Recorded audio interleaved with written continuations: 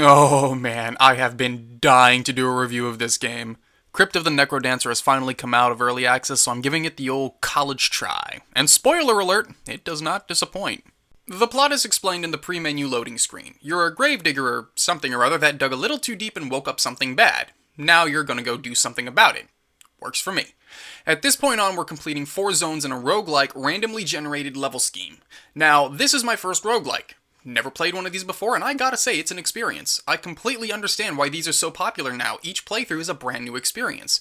Of course, there is a downside to this.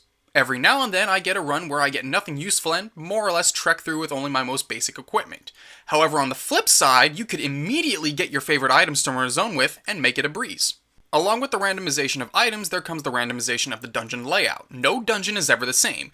You can land immediately next to the exit stairs and boss, or very far away. Because variety is the spice of life, right? Each zone has its own unique look and comes packed with its own set of bad guys.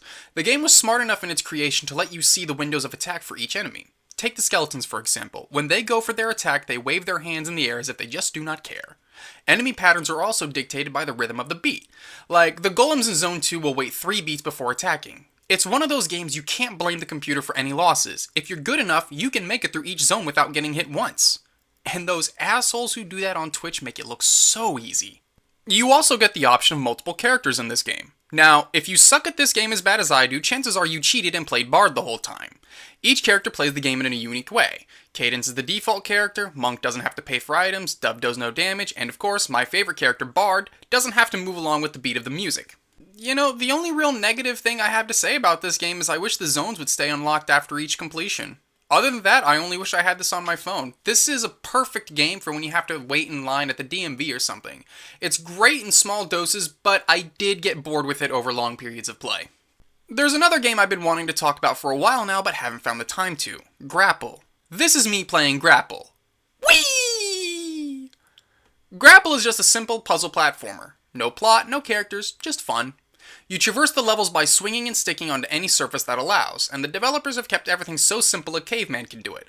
Blue is good, red is bad. A 2D plane can't be swung on, where a 3D one can, and the white platforms let you bounce.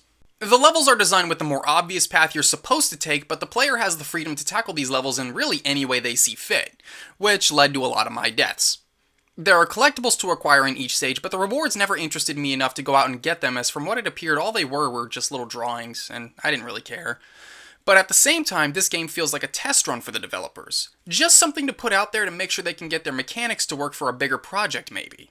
It definitely has me curious to see what else Tuesday Society is going to come out with. And like Crypt of the Necrodancer, I'd really like this out on my iPhone or something. It's another enjoyable time killer I can play between classes, but alas, I would get bored with it after an hour or so of play. Not sure how you'd play it on a mobile though, I guess maybe with the gyroscope? But anyway, Crypt of the Necrodancer and Grapple. Worth it. Go buy them now.